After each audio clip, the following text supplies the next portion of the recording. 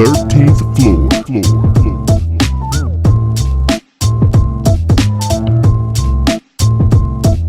The 13th floor.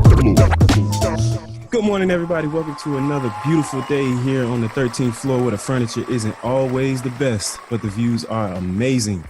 I am your moderator, B. Jones, and we're going to continue our discussion from last week on the father, brother, husband, son topic and the pressures that we tend to feel facing or being in all of those roles in our households and our communities. But before we jump in all of that, let me introduce my guys. Coach K, you up first, man. What's going on? Hey, man. Happy morning to everybody. You don't sound too happy, bro. Oh, man. Look, I'm good, man. You know me, I'm even. Yeah, that's true. Even all the time. Until he gets mad.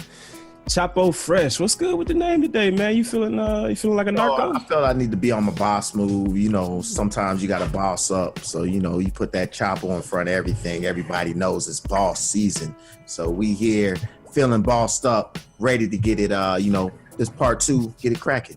Glad my dog Art is in the building. He is in the building. Welcome back, our friendly BFBG. Faison, What's going on? Hello, everybody. Voice is crazy. I am not you got a toe in the your best. throat. Yeah, pretty much. It is not the best, but you know what? I'm here. I was upset that I missed last week. So much topics that hit directly on my nail head that I couldn't speak on. I was actually talking to you guys through YouTube, answering questions that you were talking about. So I look forward today to be able to give some good insight and talk the best as I can. Hoping you all can hear me through the bass. We can hear you. You got Mike D's afternoon voice. Yeah. Shout out Mike D getting some rest right now. Hey, Faison, so you got what? Another one of those baby colds? Yeah, I don't know what it is. I've been struggling for about a week. And you know, I've been working like crazy. So day, night, hey, listen, it's true. I don't care what you guys say. That is a true thing. They come home with it and I take it and I catch it. Mm-hmm. So anyway, yeah, between that and working nonstop was crazy. But yesterday the wife gave me a free pass to like sit in the room and sleep. So I just got some sleep time.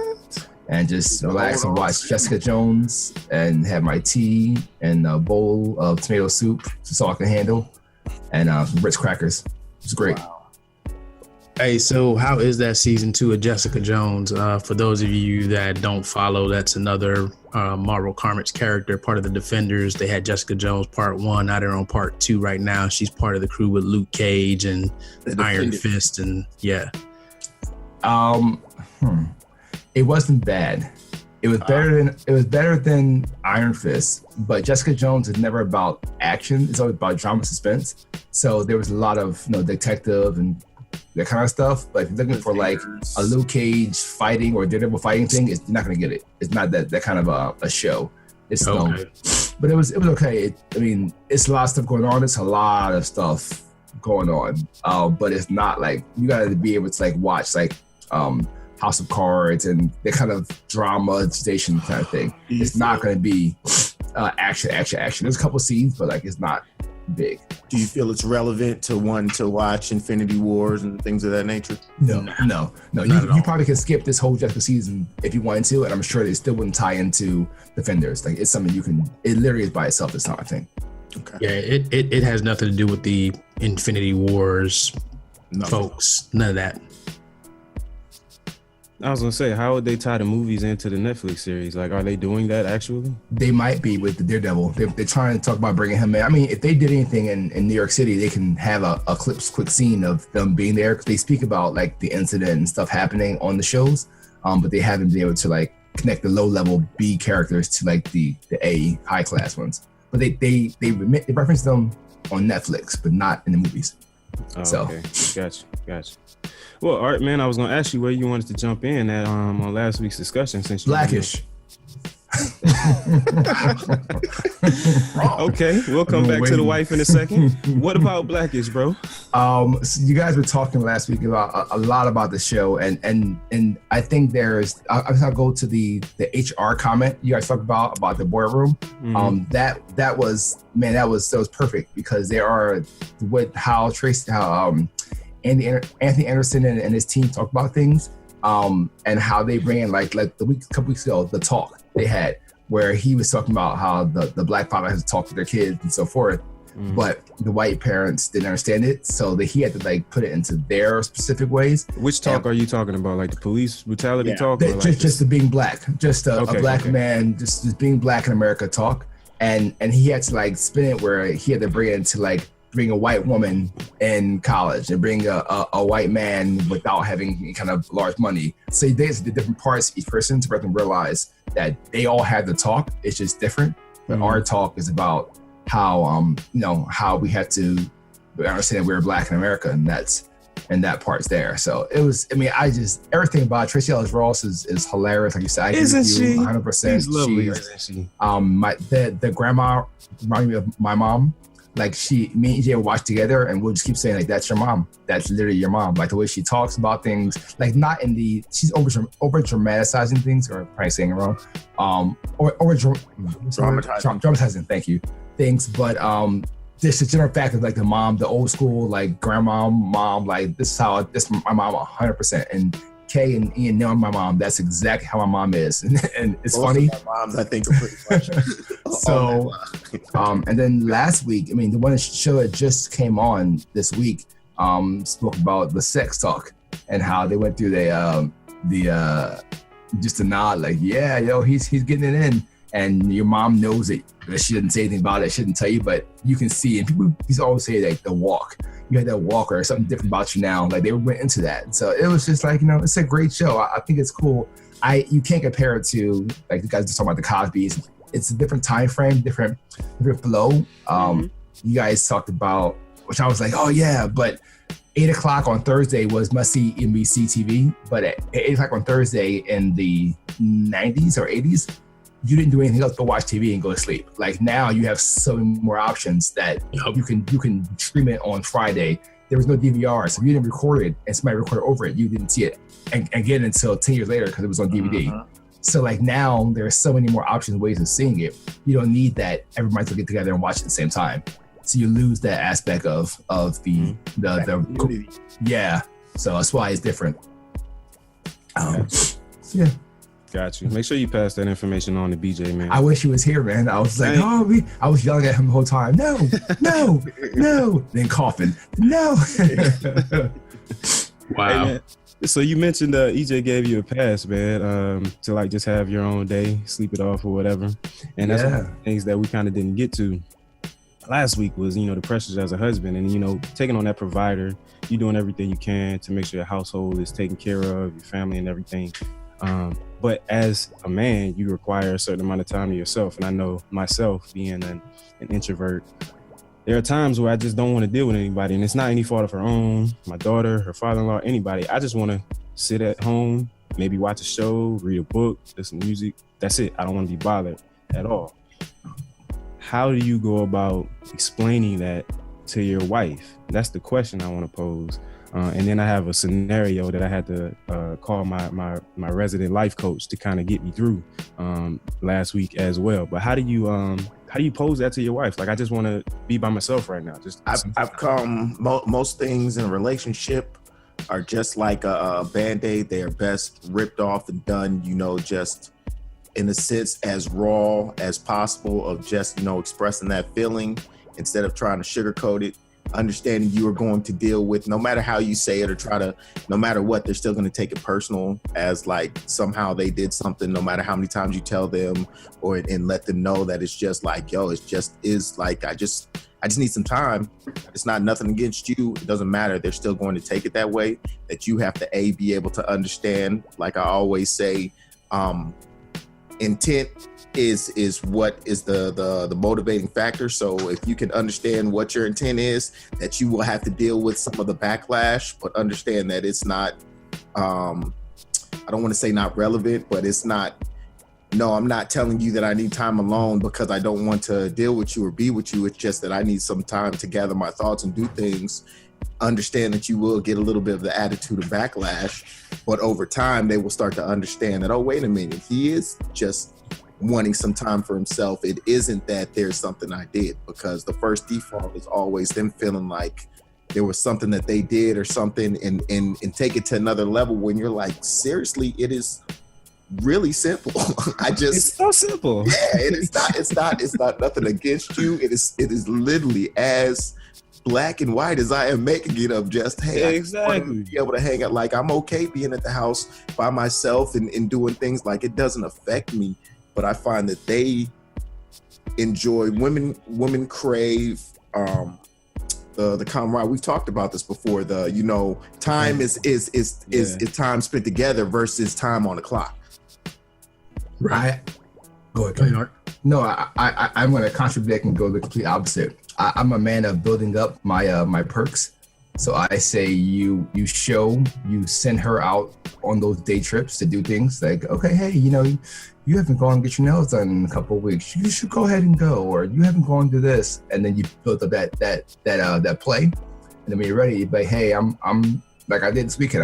She was like, hey, you know what? You need to time to yourself, and just worked out for herself. Now it might not come when you want it, but it will come, and that's the. Don't get it twisted. I always give I try to always. That's null and void. That's going to happen. That, yes, you have to automatically understand, let them go out, let them go enjoy themselves, hang with their friends, make sure when they give the sneak of, oh, well, my friends, girl, you should go. You with the Jedi mind tricks. And enjoy yourself. Yes, so I agree with that 100%. So I'm going to tell you guys, your process or your thought or your thinking is flawed, because they are on time on demand. Just like if it's TV and it's a on-demand show, it's when they get around to, now is when I want that time, right? So even though you may feel like you made those deposits, you're really not depositing into anything, because it's when they get that emotional feeling of, oh, I'd like to spend some time with him. And that could be at any moment. Like any moment. You cannot predict that. You can't plan for it. It just happens. And it's not so much about the time, it's about the quality of the time. So it's and Brett, so I'm the only other one on here with you that's an introvert, and we both probably have the same problem, is that our spouses don't necessarily believe that we're introverts, because I got the only child syndrome. Trusting that mindset. Well, me you got only child. That just means you're selfish. That's no, it's not. No, I'm selfish. I can do things by myself. I don't need anybody else. It's the Gemini. While me and Art are not introverts, the Gemini puts that second face on us where we y'all have seen it with us, where just a switch will hit and it's just like, no, I'm not excited about anything no more. And I just, like, afterward, we walked through an amusement park with Art where he went and shut off all of the escalators while people were trying to leave. He shut off every escalator because that switch hit, and it happens. No, I mean, but for Art, that's like, we're not done having fun. Like, no, we're not done. We haven't maximized our fun time. But for Brett, so Chris gets to see, oh, when you're with your frat, you got all the energy and all the talk in the world, and you're all into it. And then when it's just you and I, and then for me, it's like, oh, when I see you with your boys, or when you're speaking in front of hundreds of people, you know, you don't have a problem then. But then when you're home, you know, you're just quiet. Mm-hmm. And it's that, look, I got to recharge. Like when I get into that space, that's me stretching myself. And I come home to be recharged. Like that's what the home space is for, is when I want to recharge. So, hey, if my thing is we gonna have to go out, we gonna have to do something, because home is me being on the charger. Exactly, man. Because it's like, as soon as I touch that couch, you throw on a movie, I'm out. I'm out. Like, I can't do anything about it. The funny thing was that maybe a week and a half ago, EJ and I were talking about if we were like cell phones, and you could see the battery life on your phone when you came home, you would see people, you know, needing to charge or charging up, or, you know. Oh, wait a minute. Yeah. Your battery's blinking. I'm right. I need we that. should have, you know what? I think I need to get a shirt that says the battery's dying, and you can put it on when you're not, you don't want to talk to anybody. Yeah. And then for those of us that have kids, which all of us have kids of varying ages, you know, then you're on extended battery life. And that's in your priority level, you realize that, okay, I got to dig deep to have these interactions with Asher or Namdi or Arinze, Nia, you know what I mean? Taylor. So there's so many things that I don't know if it always gets framed correctly as far as, okay, this is what he's doing, this is what he's going through. I mean, how many interactions do we all have with people every single day? It makes complete sense because it's different levels of energy. Totally different levels between for me, Arinze and Namdi, two totally different energy levels. I'm sure Taylor, God, it's gonna be a whole different. Like you're mentally now engaging, and that can drain you by itself. So yeah, and that's where it stems from. Like when you have to extend yourself in so many different directions, I feel like you just need that time. And going back to Carol's point earlier, where the spouse can just swoop in at any point in time and be like, oh, this is a good time for us to spend some time together. I had a situation last week. It was like 6 something, almost 7 o'clock in the morning. Woke up late. They were trying to get Nia ready for school, and they got me up so I could drive her to school or whatever. But before I left, I had to remote into my work computer. And so she sees like the 150,000 emails that I'm like trying to dig through to get to the one I need. And I start trying to play the podcast to listen, you know, for edits or whatever. So she comes over on the couch, sits down beside me, and is like, wow, you are really busy. And of course, ever since I took the new job, like the 60-hour work week is a regular now, you know, and I'm used to doing 40, coming home, that's it. If I go to an auction, then yeah, maybe it's a little extended, but 60 hours is a regular thing now. And in that moment, you know, I'm just like, well, yeah, I mean, I told you this was going to happen when I got this new gig. And, you know, it wasn't anything right then. And I think that's the mistake that I made per my life coach, who's going to jump in a second. But in that moment, I didn't react, I guess, in the best way. And then I'm thinking in my head, all right, I'm gonna go to the gym when I drop Nia off, and then I'm gonna just go with her to get some coffee or to, you know, get breakfast or whatever after I get certain things that I need to get done for me. That way I can, you know, devote that attention to her. So that's what I'm thinking in my head. But then, you know, I shoot a text over to my life coach, and he's like, oh boy, I don't know if you handled that the best way. So I'm gonna let him jump in and give his 2 cents on that thing. Yeah, so when he hit me with it, my thing was you missed the boat. You missed the opportunity. Her being up at that point and coming and saying to you, wow, you're really busy, that was that flag of, hey, I need some time. I know you're about to go drop Nia off. When you get back, can we spend some time? And in Brett's mind, look, we're not perfect, but we have perfect intentions. But if we don't speak our intent, they don't receive it and they don't understand it. So his intention was that when he got back home, he was going to, oh, I'm going to try to take her to this cafe, or I'm going to do this, or I'm going to do that. And I was like, bruh, you know, no, you need to come back home immediately from dropping Nia off and try to do something, because that's what she was looking for. He's like, oh, well, she went back to sleep already. And I'm like, you got to keep reading. That go back to sleep was, well, I didn't get what I wanted. Now I've got, my emotion is ramping up. I'm just gonna go back to sleep. Let me sleep it off and hopefully not have to. Yep. Because now she's trying to look at, well, all right, I know he genuinely is busy. I don't want to make him mad by now pushing back, so I'm just gonna go to sleep. But I still want time. Right, but I still want time. And you know, look, he reached out to me and I was able to talk through that, but I'm sure I probably messed up several times during the week.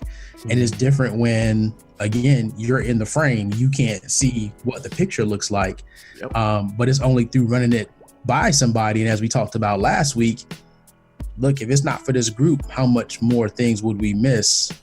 And how many interactions would go by that we're just totally unaware of what happened. And again, that's why I value this group, because we can reach out to each other. And, you know, look, I didn't have that before. Look, we got a whole nother squad of people. Brett, you got a whole bunch of frat you can't talk to them about some of this stuff, man. They get you in trouble. Absolutely, man. That's where some of that bad advice comes from, unless it's from like some of the older brothers. But yeah, I was definitely appreciative in that moment, man. And I mean, I was able to make it work. But now, because I had that conversation, man, because we talked about it, I know what to do kind of going forward. And that's why I lean on you guys so much, because of your experiences, even though y'all will throw out there, oh, no, I ain't gotta, I can't help you. I don't have no answers. But it really is. The conversations that we have are really, really helpful, man. And I encourage other men out there to do the same, man. Reach out, especially if, you know, we got 4 guys on here right now that can answer any of those types of questions. Yeah, and here's the thing. So let's acknowledge the other side of it, right? The other side of it is that we don't know them to the level we would like to think we know them, and we're talking about females. Never will. We have no idea. We're still trying to figure it out. But it's not something that's linear. It's not something that we can just pick up a book and we can get the formula, we can get the algorithm. So I think that's where communication breaks down, because we get into that challenge and we don't know what to do. And when we don't know what to do, the typical thing, we just throw our hands up and be like, all right, it is what it is, deal with it. Exactly. And that's the part that I think we all can learn to do better, including myself. I mean, look, I'm coaching other people and talking to other people through that stuff. I wish I could coach and talk myself through, just stand in the mirror and talk myself through my own stuff. And look, man, I got a phone call this week from somebody, a male, and the male said to me, man, look, I'm trying to make this stuff work.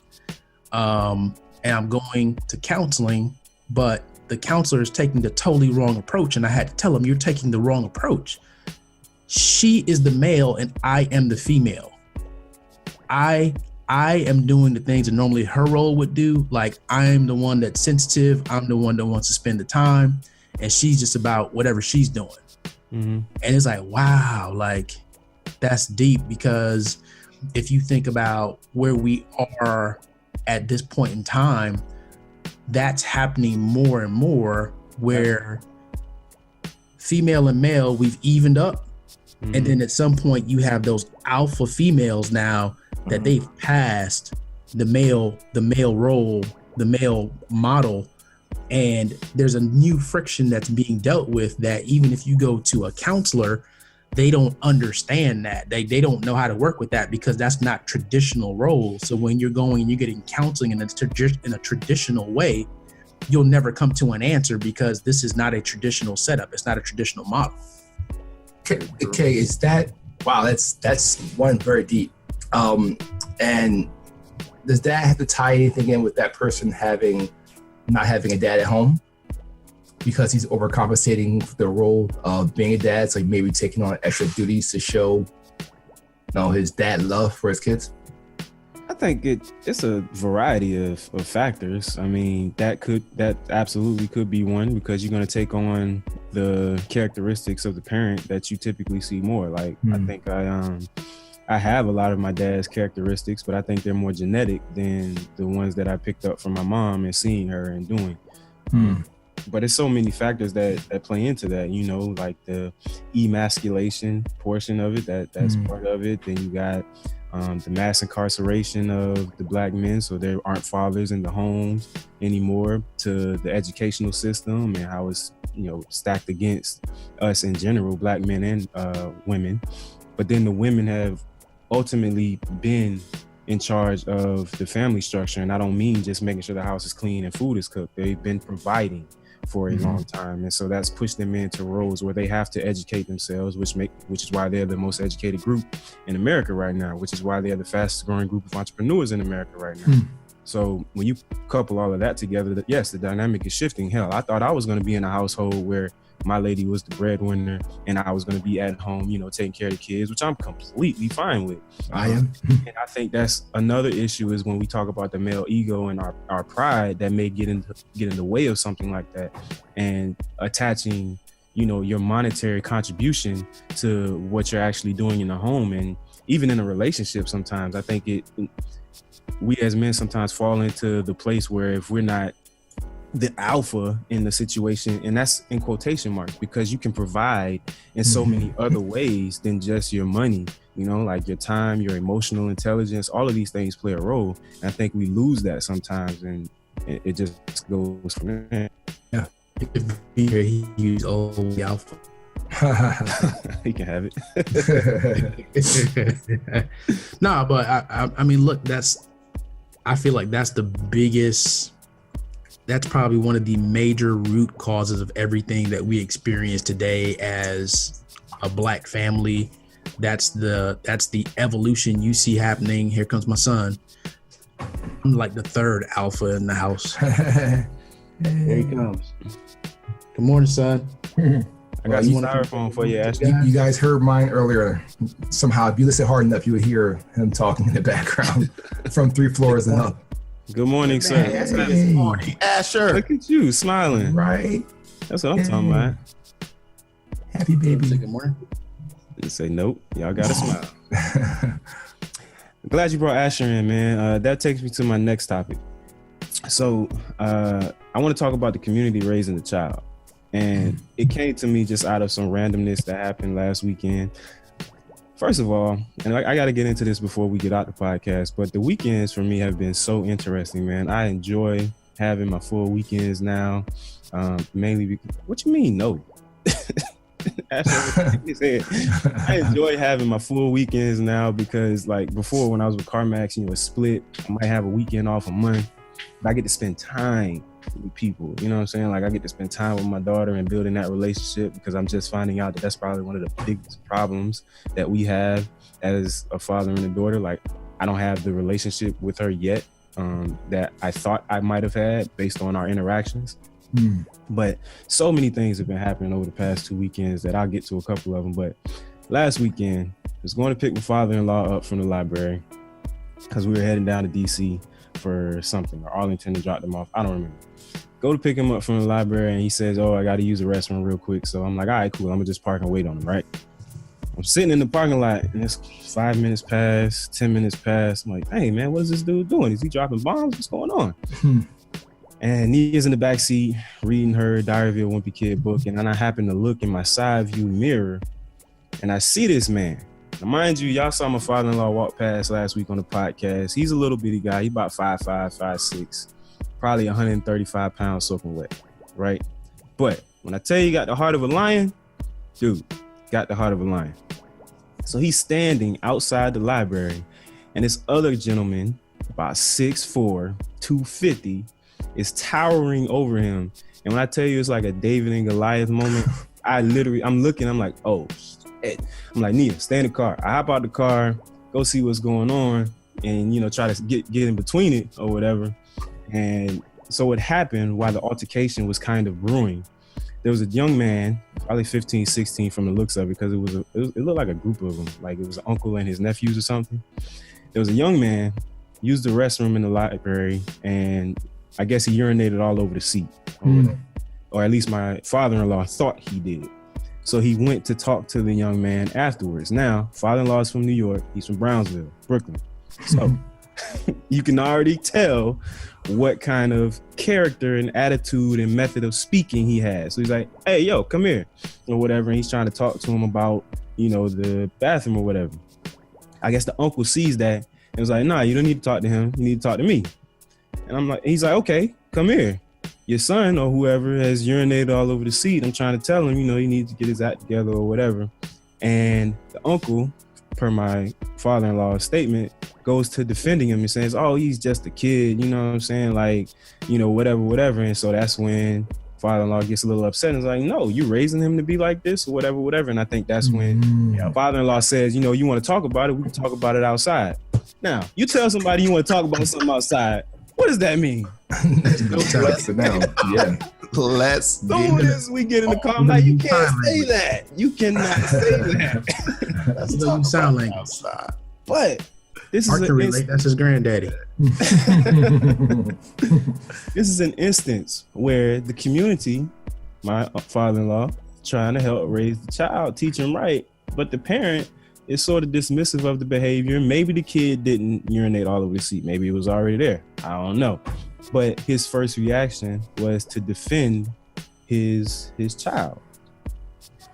But so with that, I guess with that going on, do we feel comfortable still going out to help raise the children in our community? I think that it's 100% something we need to do, but of course it's always about how you're going to make that statement, choosing to do it wisely, and understanding, just like in relationships, that you do not control the outcome you are going to receive by being the person to step up and want to make that statement. Because I am 100% positive there are many altercations who have started from someone thinking they were doing just as your pops did, just trying to be that voice of, hey, just be conscious of this, and it's something that you could do better, and it's not received in the best manner.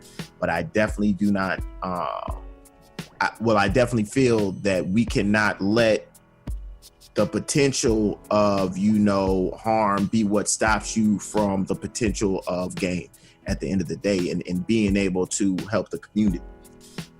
I think first we have to understand where that comes from. That saying comes from. It's a African proverb. It takes a village to raise a child. They literally meant we were in a village. We all knew each other. Everybody contributed to the benefit of the village.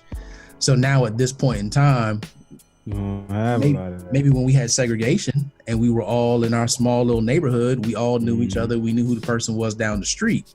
But because of modern times, we don't have that. So I think it makes it more difficult. So when you think of village now, like, hey, we got a village, right? It's a cyber village, but we don't see each other's kids every day.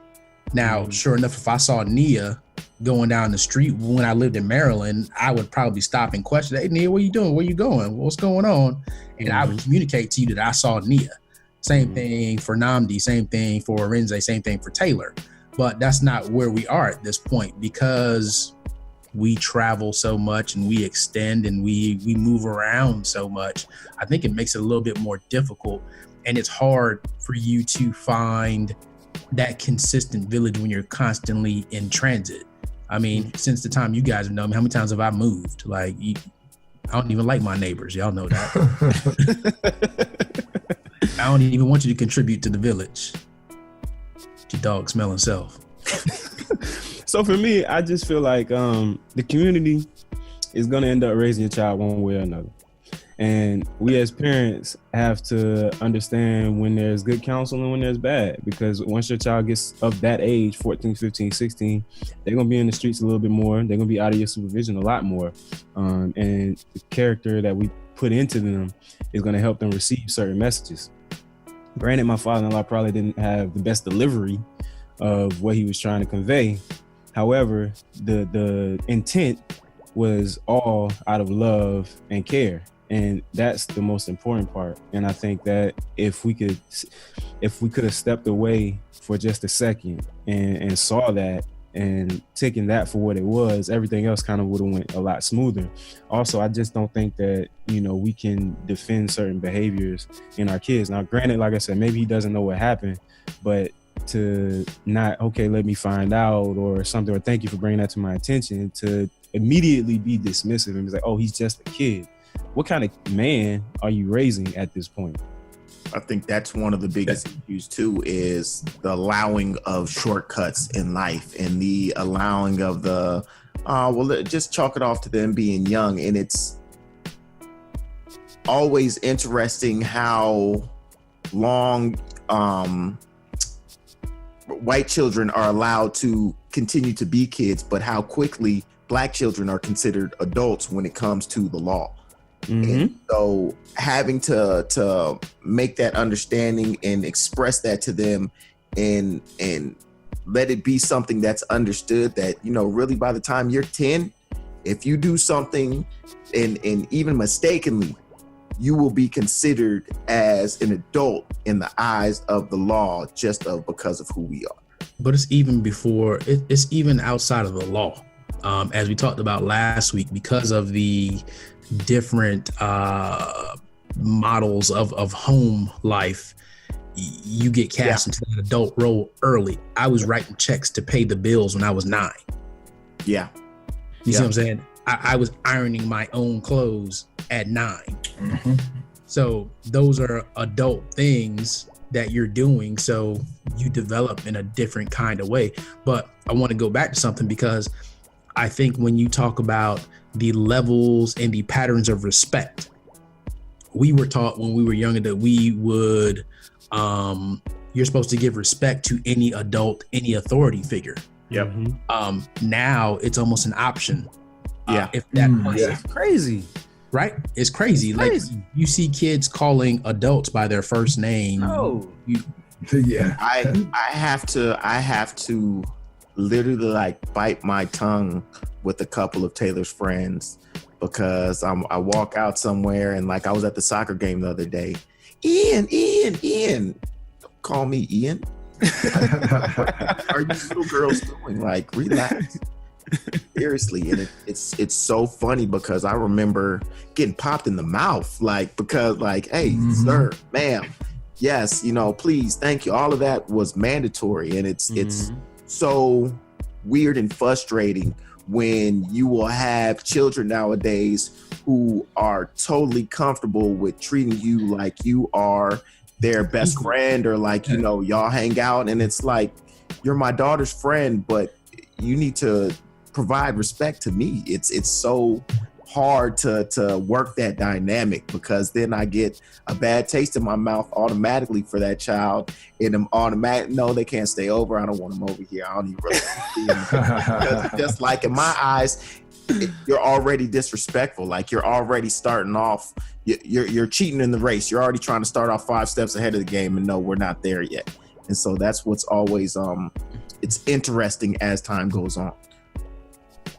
Yes, absolutely interesting. And as I tell y'all all the time, y'all know I'm done. Don't put me in that situation, man. It's hey, it's sir, Mr. Carroll. And if you're real cool and like you like family, then you better call me uncle. That's what I do most of the time, is uncle. But do y'all get the so does Taylor's friend say, oh, Taylor's dad or Taylor's mom? Because that's what I get all the time. I wouldn't mind. That'd be fine. Taylor's dad or I'm a lot more okay with Taylor's dad. And, I have a different dynamic because she's my stepdaughter. And so it's actually been crazy watching the dynamic of when she was younger. I was, oh, that's my stepdad, that's whatever, to where now I progressed. I'm her dad. Like when it talks about and stuff is going on, it's like, nah, oh, it's Taylor's dad. It's Taylor's dad. This, that, and the third. That it's been interesting watching that progression, but also, like I said, I prefer being Taylor's dad, because then I still fear there's a sense of authority in that title. Whereas when I'm just Ian, I feel that there's that peer-to-peer relationship, that it's, no, we're not peers. I still want you to understand that even though I'm probably a lot funner than most of your dads will ever be in life, that's still give the green light for you to feel that, we are on the same level. I still want you to respect me. I still want to understand that you are not, some young psychopath. And I want to feel safe in understanding that, you and my daughter together are going to be 2 intelligent people together, and not that you are somehow putting her in a place of danger, really, at the end of the day. Right. Easy. Well, we're going to leave that there as far as the community raising the children. I'm definitely going to see, if I see something, I'm going to say something. So if your son, daughter is out there doing something crazy, Uncle Brett is going to step in. First quarter. What we got left, gentlemen? I got to get you out of here, huh, Kay? So I want to go to... I'm going to go to Mr. Faison, man, because we've been missing Arts Corner for Arts Corner. So I'm going to tie in last week's conversation to this. So hug your children after you discipline them. So we talked about before having that fear after it's all said and done, and you discipline your child, got them going, go back and talk to them about the reasons why you did it. Give them a good strong hug, because that's going to change the next 2 days, 3 days, or a month, or even punishment. Doesn't matter. That interaction you have with them after you discipline them changes from fear to understanding. So And a hug could be anything. A hug could be a talk. A hug could be whatever it may be. But a good hug is important. Yeah, that physical contact is important, especially after you just wore their little behinds out, man. They need to know. It is so funny that you guys just said that, man, because I was at work yesterday and I had to tell some folks that, look, I am not here to man sit. I don't babysit grown men. Somebody said, "Oh, sir, are you raising your voice? Are you getting mad?" I said, "No, absolutely not." I said, "When I get mad, my voice gets lower. I am at the highest of my anger. I'm almost whispering to you, and I'm very close to you. And then to throw people off to make them feel like everything is cool, I just give you a hug at the end, and then I walk away from you."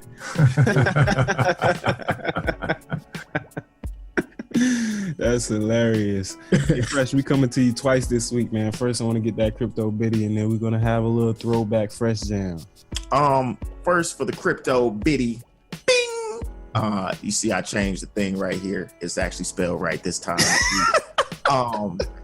But crypto biddy this week, there was a lot of FUD, fear, uncertainty, and doubt. I know you guys have heard me say it before this week because Google, just like Facebook, has followed along the lines of deciding to ban crypto advertisements on Google, Facebook, and other locations, which, this is what happens. I feel it is a cleansing process. There has been a lot of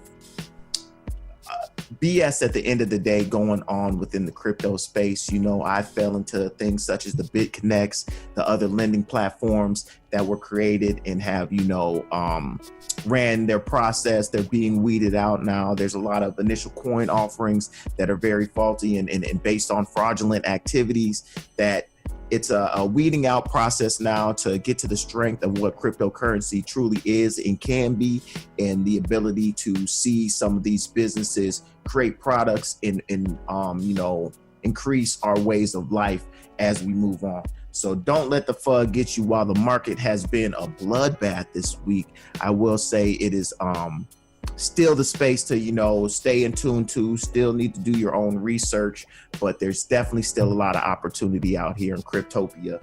So please make sure to jump in the water, check out what's going on, go to cryptowithfresh.com, get yourself a little insight. After that, you could check out the Facebook and all the other good social media I got going on and stay in tune with this market because it's really a lot of investment opportunities out there. And I definitely encourage you to do jump in the water. It's cool out here. It's nice. Real funky.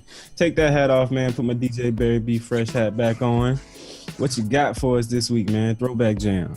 Well, another sad week, not just in life, but especially in hip hop, when you lose one of, a staple in the hip hop community. Would you consider him a pioneer? I consider him a pioneer because of he's pretty dope now. Yes.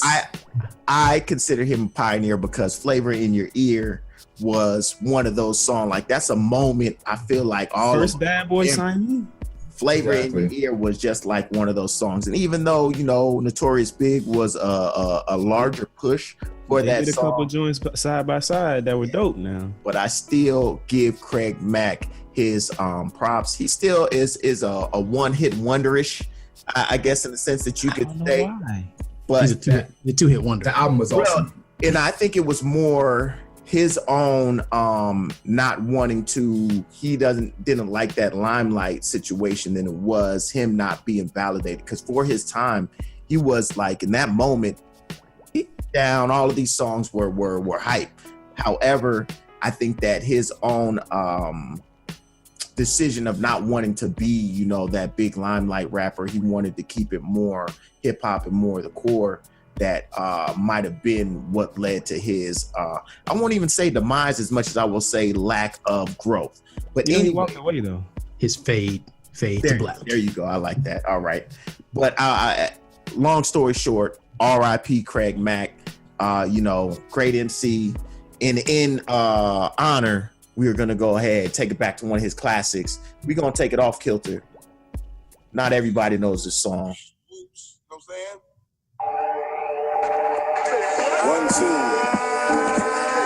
Now who got the flame that comes to diamond dust that keeps them bustin'? Ain't that they fat when they bustin'? Welcome to the world of Mack, or Mack. You small. And that's 9 seconds. Like Mack, so Mike D, I'm sorry you're not here, baby. Yeah. Mike is Bob right now. You should have went straight to the chorus. Rain forever. That's good. We can play the chorus on the way out. We good. All right, that's it. That's it before they cut us out. Oh, you too late. They already cut you off. We've already got. We hope we ain't get got this week, y'all. Nah, we're gonna be good. Just monetize it, Diddy. We good. Yes. Just monetize it. Anyway, before I go to you, Hey, Coach. can I ask y'all a question, man? No, How did Rampage get on that song? I don't even know who Rampage is. Busta Rhymes connection. Busta Rhymes. Yeah, it was all. They were all one big like. I understand. That's fine. But come on, man. Look at the other MCs on that track. How did Rampage get on there? At Yo, that time, politic, hey, man, politic. Yeah, and at that time, that's all it was. Yeah, bro. All right. Y'all say so. It was weird though. You are correct. I can see. Yo, son. Yeah, you know, My man Busta. can't get on. I ain't getting on, and you know I'm the remix king. You gotta let him on, son. Fair enough. Fair enough. Ladies and gentlemen, remember you can get this podcast on Apple iTunes, Google Play, Spotify, YouTube. Catch the Facebook videos. Follow us at 13th Floor, please, on all your social media handles. Drop us a line at 13th Floor at fledgeology.com if you need to contact us. Show's been great today. Coach K, you gonna close us out? Oh, that wasn't Rampage. That was the last Boy Scout. Whatever he was. Yeah, whoever that is. I don't remember. I wasn't old enough. Yeah, Anyway, baby. what you got? What I would say is I think the biggest theme through all of this is people trying to find breakthroughs in a traditional way, in a non-traditional setting. You need to find a different way because what was happening yesterday in the African village is not what's happening right now in your city, in your community that you can't even call a village. Even in your relationships, you're trying to get solutions from somebody that thinks in a traditional way. So I would challenge you all to stretch yourself and do the extra homework and don't just find the first solution or the thing that worked for somebody else in the past, because that may not work for you now. So become modern. If you want to be a modern family, then you got to have modern solutions and a modern way of thinking. Yeah, man, and spend time with your kids, man. Especially on the weekends. You see the funniest things. Oh, I didn't tell y'all. So yeah, last weekend, my daughter, we were cleaning up in the morning, and she vacuums and makes up her bed and stuff. So she's vacuuming, and it's just a process in itself. Like, it's hilarious. She has to put the vacuum on one end of the room. We got one of the drawstring cords or pull cords or whatever. So she pulls it all the way out from one end of the room and then walks it back to plug it in so it's in her room. Right. And she starts vacuuming or whatever. And then, of course, we got the attachments. The attachments are fun, right? As a kid, you love using the attachments. This little girl takes the hose out and is playing with it and looks at the hose and keeps going. Oh, no. And then one time it got her ass and I'm watching the whole thing. Daddy! I'm like, yo, what are you doing? The funniest thing ever, man. And it just made me think like, dang, man, I wonder what Kellen is doing because I'm not the full-time custodial parent for him. And it's like those little things, those little joys that you miss out on for not being there all the time with your kid. But like, yeah, definitely, man, spend time with your kids, man. Like, You would have, but most parents would have told her, don't do that. But you're like, you know what? She has to learn what happened in life. I'm going to let you do what you got to do to learn. And now from this point forward.